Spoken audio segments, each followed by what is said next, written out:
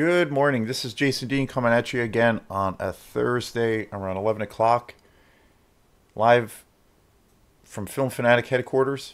I want to thank everybody again for their support. We're almost at 200 subscribers, so keep showing the love. I really appreciate people having an interest in my strange little coverage of some strange little films.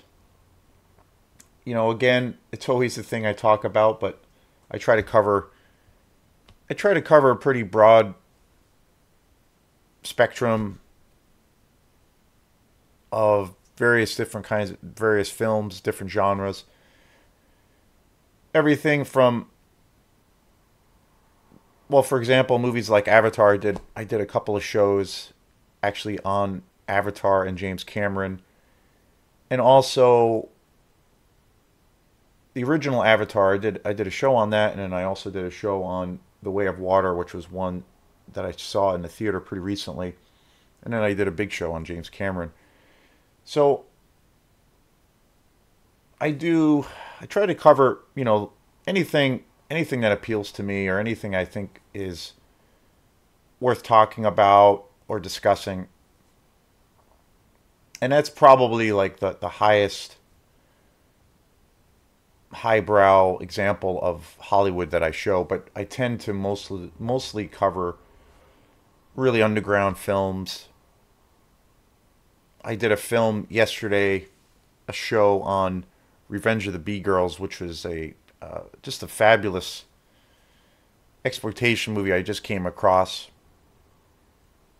So the focus of the channel is to still focus mainly on those films, but I have lots of tastes in different areas, but still the primary focus is on typically older films, but mostly films that are not so talked about, or maybe to a degree, where a lot of folks who are into horror and sci-fi might not be too aware of or have seen before and whatnot. So I like to try to cover all the bases.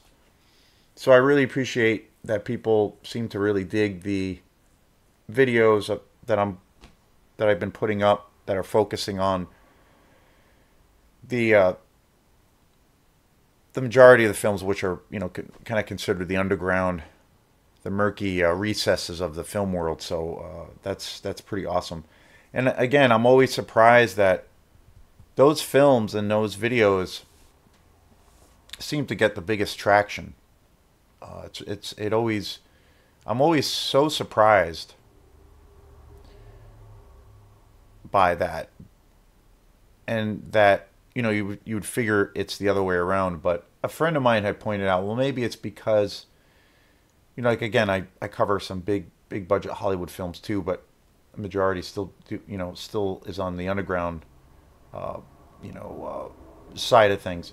And I was talking to a friend about that. I was like really surprised that there's seems to be more of an audience for that kind of stuff. And she had said that, well, a lot of these movies, she said, for example, like Avatar is a movie that's already being talked about by everyone and their grandmother, and everyone who has a YouTube channel, and just pretty much, it's kind of almost overload with the amount of people talking about it, and the hype, and all these people. So it's already out there. There's already millions of people talking about it. So she said, I think it's something.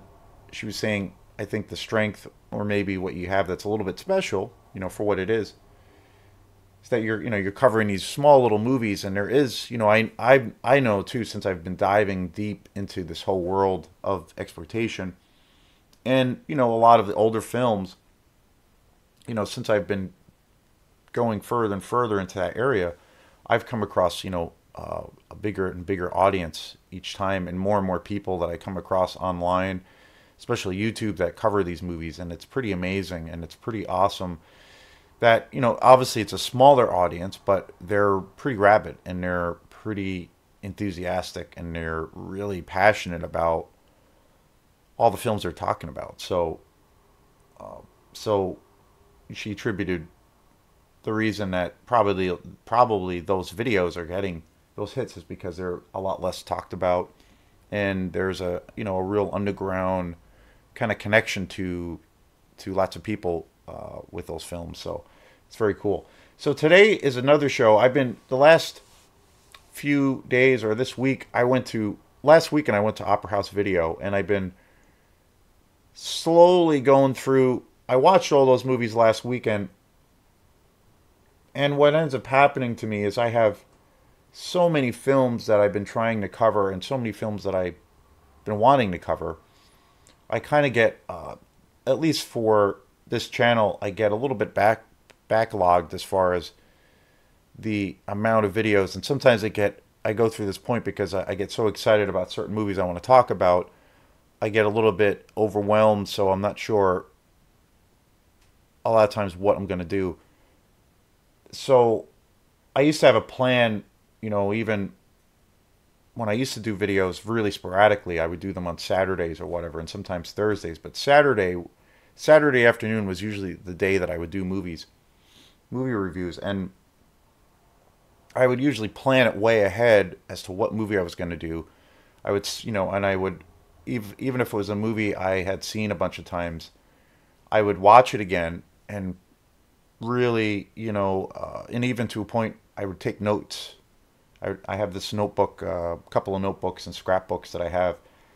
And usually when I was kind of prepping for those shows, I would take notes, about the director or various certain things that maybe the director has had said. A lot of the times I'll rewatch the movie. I would rewatch the movie in prepping for the show, and I'd watch the special features too, so I would get the whole thing. And then sometimes outside of that, I'd also look up additional things online about that film. And I'd make a series of notes, and I'd have it all planned. And then I would do the show. And it came out, I was always pretty happy with some of those shows, but I always felt like, in a lot of ways, a lot of those shows never kind of came out the way I really wanted them to, because I think I was putting a little bit of extra pressure on myself, and I feel, especially in the earlier videos, I was maybe coming across a little bit kind of nervous and a little bit scatterbrained. And it's still a thing for me. I'm trying to always focus the videos on, more and more specific things about that film, because there's a lot of things I want to talk about, so I have to, kind of reel that in. But, and I was doing that. I had that process of how I was doing shows, and I was doing them on Saturdays.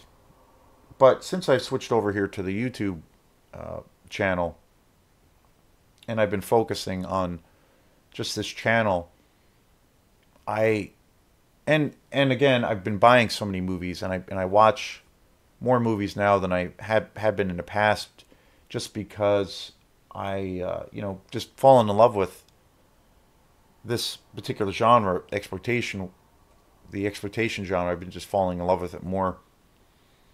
So now what I do is I pretty much do it.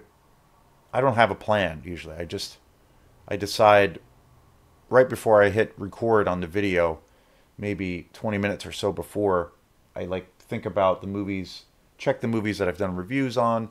I go through my collection, and then I just usually pick something that I know I haven't covered or that I've seen before, maybe something I just watched that I haven't seen. So it's a little bit more impromptu and a little bit more unplanned, but still at the same time trying to make the videos a little bit more focused. So this past weekend I went to Opera House and I got about 4 or 5 movies. So I've been covering those. And this is the last movie that I just rented from Opera House Video. Opera House Video is my, my favorite video store, but it's also the only video store in Maine that you can actually go to and, go to a physical place and rent movies. And it's amazing that they're still going, and it's pretty awesome.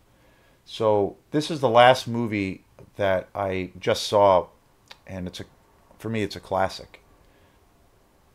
So, but before I get into this movie, one other thing I wanted to just mention around this channel. I always talk about The whenever I have guests on the show and I do these interview segments, those are always my favorite part. That's my favorite aspect of doing this channel.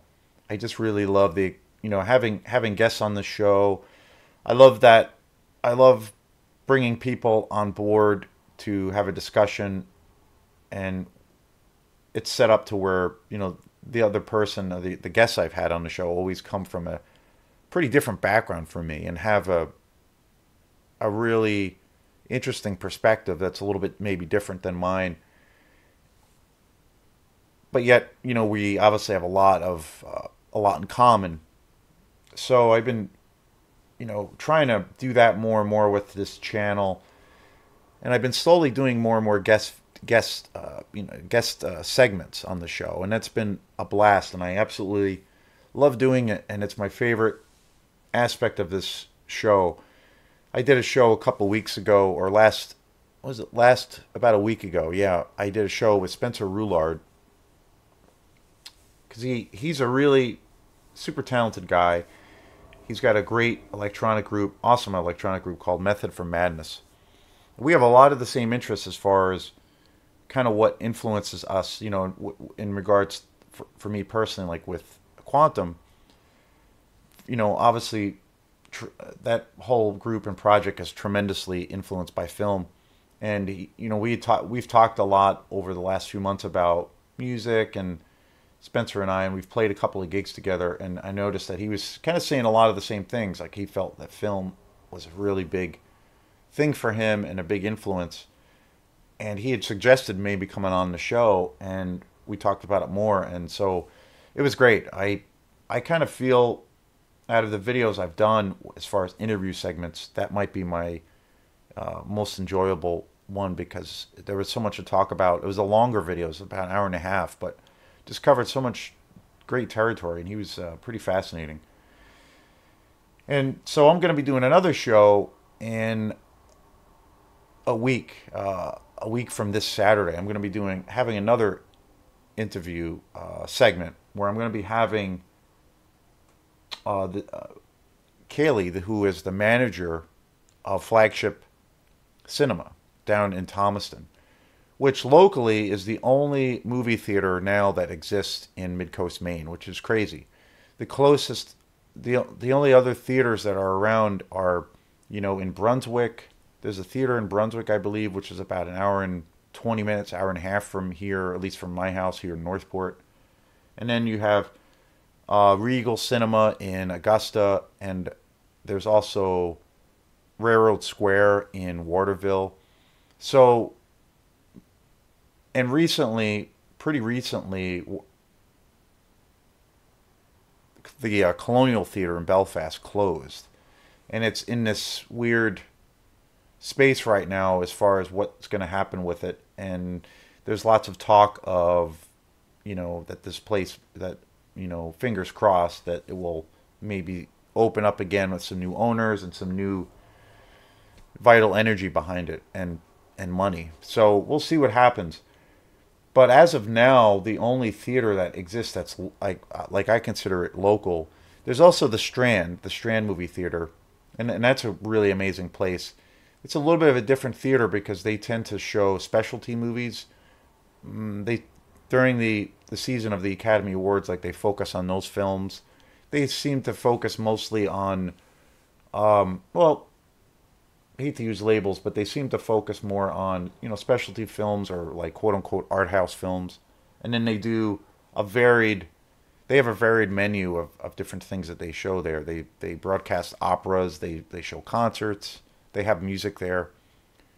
It's not a straight up movie theater. And the other thing that they do is, when they do have movies there, they don't have usually a long rotation. They typically are only shown for a few days. So if you are not following their schedule, it's pretty easy to miss a movie. And they also show movies a lot during the week, and sometimes it's not, well, at least for my schedule, it's hard for me to get there. I haven't been to that theater in quite a few years, and it's an amazing theater. But it's a movie theater, but I feel like it's a little bit of a more of a it's kind of evolved to where it's more of a cultural kind of center. But as far as straight up movie theaters, where you just go to see a movie and you have like a bunch of choices to see movies, and then typically if the movie's in rotation, it will be there for a few weeks. Flagship Cinema is the only one. It's a franchise, but it's the only one here in Midcoast, Maine. So when I go to the movies, I always go there, and I really like that place. It's gotten better and better. So I'm gonna have the manager from Flagship on the show, and I'm really excited about that because we're gonna get the whole perspective on what it's like to be running a theater in these trying times as far as well the pandemic, but then also dealing with the streaming services, all of that, all of these different competitions around that. It's very strange times and how you navigate that. And at one point, a few months ago, over the summer, Flagship was kind of facing a pretty dismal possibility of closing. But they're doing really well now, as far as I know. There was a big article and a big press release about the film where she was interviewed, and it really fired a lot of people up. And from what I gather, and I've noticed it too since I've gone there, there's been a lot more people going there and supporting that theater.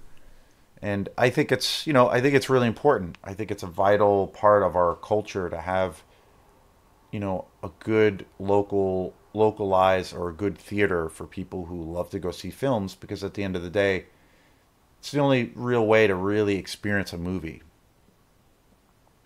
Just this morning, there's one movie I've been wanting to really see, and I've heard it's really good, and that's the new Predator movie, and it's called Prey. And I've heard from a lot of people that it's an awesome movie. I saw that it made a lot of top 10 lists of the best movies of last year for horror films. I know a little bit about it. I have not seen it. I do love the Predator franchise to a degree. The first one with Schwarzenegger is one of my all-time favorite sci-fi horror movies. Just love that movie. I'll probably do a show on that at some point. The second one is pretty decent. It's not as good as the first one, but it's actually pretty decent to a degree. And then, there's a few other spin-offs like the Predator vs. Alien movies. Like one or two of those I think is actually pretty good. But as a whole, the franchise, the other films, they're pretty forgettable and not very good, and not really worth the time and effort to really check them out. But I heard the new one, Prey, is like a really original piece of work, and that it's really great. And it's more of a primitive movie. It like takes it back, the whole, with technology and the setting, where there's not all of these, I don't know, you want to call it like fancy gadgets. And the setting looks amazing, and the premise sounds awesome. But I've heard it's really great. But the thing was, I haven't seen that film, and it's only been released through streaming. And I've heard a lot of people complain about it recently, that they wish they got the chance to see that in the theater, because they felt like visually it was a really beautifully done movie. So, but as far as I know, well, it never hit theaters, and there's no plans of it being released in theaters, and I'm not sure what the status is of it even being released on DVD or Blu-ray. I'm sure it will eventually, but it's very weird. It's very weird, and I don't do any streaming. I don't use any streaming services, so someone like me doesn't really get a chance to see films. Another film that was only streaming that I actually did see, and I thought was actually really good, probably one of the better films of last year, was the new Hellraiser movie. I thought that was a really cool movie in a lot of ways, and it had a lot to live up to. And that was only available on Hulu, and it never hit theaters. It might be released on Blu-ray or DVD. We'll see, but it's weird. But both of those movies, just, they made a lot of money. They made tons of money through their streaming services, and there's, that whole through those platforms. And so, from what I gather, those films were very successful, even though they never hit the theaters. And I was just watching a show today about that there's going to be another Alien movie, or I think it might be an Alien series. That sounded like it could be interesting, but I don't know. I've been really disappointed with the last few Alien movies, and to see where that whole franchise has gone, especially Covenant. Prometheus is okay at times, but I like that it was very different, but I don't know. I still have lots of issues around that film about where it fits in the storyline and the time frame of that whole franchise. It still doesn't make any sense. I've seen that movie a few times and it has gotten better to me, but it's, to me, the original and Aliens, the sequel, are just untouchable movies. But there's a new Alien, or it could be a TV show, and I was watching a little thing this morning about that on YouTube, and they were talking about how this thing, they've already made the decision that this is only going to be available on streaming. And again, the same people who are complaining about Prey, this one guy in particular who was talking about this Alien thing coming out, hey, he was talking about that in the same review, where he was a big fan of the Predator movie Prey, and he was really disappointed that he couldn't see it in the theater. And as far as I know, the executives for, and I think Disney Plus owns Alien, which is super weird. They've already made that decision, and they've released it in a press release where it's going to start, I guess, filming this spring, but they've already made that decision that it's not going to be released in theaters. It's super weird. So with my guest, with Kaylee on the show, we're going to really talk about that kind of thing, and how do you navigate through that? Even though a lot of these films are still making lots of money, but it's super weird. It's super strange. So it's going to be an interesting show. I'm really, eager to hear her perspective, being that she's like, in the middle of it. So today's show is going to be about one of my favorite remakes and one of my favorite horror sci-fi movies of all time. And that is 1978's Invasion of the Body Snatchers. It's based on the story by Jack Finney. It's a remake of the original Invasion of the Body Snatchers that came out in the late 50s, which is an awesome movie. And I think that's a classic movie. But there's something about the remake, even though, by today's standards, it's pretty old. Like, it's hard to believe it's like, close to 50 years old already. But I just watched this again when I went to Opera House, and I got a bunch of movies, and I watched this again, and I've seen it a bazillion times. I don't own it, which is terrible. I need to buy it on Blu-ray, but I've seen it so many times. I do have a copy of it on DVD. Opera House Video had a really cool collector's edition of it on DVD that has 2 discs, and there's a bunch of special features on the second disc, which is really cool. But this classic stars Donald Sutherland, Brooke Adams, and of course Jeff Goldblum. Gotta love Jeff Goldblum. And Veronica Cartwright, who actually I forgot when I watched this again the other night. I forgot she was in the original Alien. This came out a year before Alien. Alien came out in 79, so it's pretty wild. Don Siegel, and also the iconic Leonard Nimoy. And Kevin McCarthy is also in this film for a brief period. He was the star of the original Invasion of the Body Snatchers. He makes a brief appearance in the remake.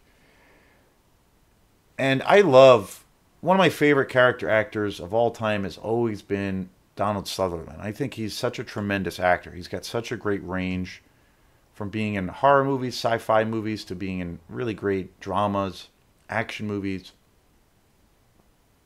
He's just such an incredible actor, just an iconic actor. I've always loved his stuff. And I think that this might be my favorite role of his, if not I mean, easily one of my top picks. The level of suspense by this in this film is just like so harrowing and so through the roof. And it's such a creepy movie. It's such an atmospheric movie. I just love the whole world that this movie is about. And it was directed by Philip Kaufman, who tremendous director. The cinematography is just amazing. You get this whole sense, the way the whole film is shot, that there's this unnerving sense of paranoia everywhere you go, especially around the characters. Philip Kaufman's made quite a few movies too. I mean, obviously, Invasion of the Body Snatchers, The Unbearable Lightness of Being, The Right Stuff. All these are great movies. I forgot that he directed all these. Henry and June, which is an awesome movie. Quills, which is a pretty wild movie, about Marquis de Sade. The Wanderers in '79. Twisted. Yeah, he's made a ton of movies. And I think he's still with us. Rising Sun. The Outlaw Josie Wales. I didn't realize he did. He directed. But such a great movie. It's so, like I said, it's such a creepy movie. I think there's moments in this film that are generally scary. And, it was released in '78, so it's just got this classic '70s vibe to it, which I'm just huge fan. '70s, that whole decade, but particularly around mid to late '70s and then early '80s, mid to late '80s. That's my favorite period of film. That's my favorite. Most of the films that I really get excited about are from that period, particularly around the horror exploitation world. That to me, those 2 decades was just a magical period, and unlike anything else in history. And this movie, it doesn't have a dated quality. It just feels like the '70s too, but yet it's definitely a sci-fi movie. And the visual effects in this film are just tremendous. Like in all of the, of course, this predated anything, that resembled CGI by many years, but so everything is in camera. But the technology that they use is just staggering. It's amazing.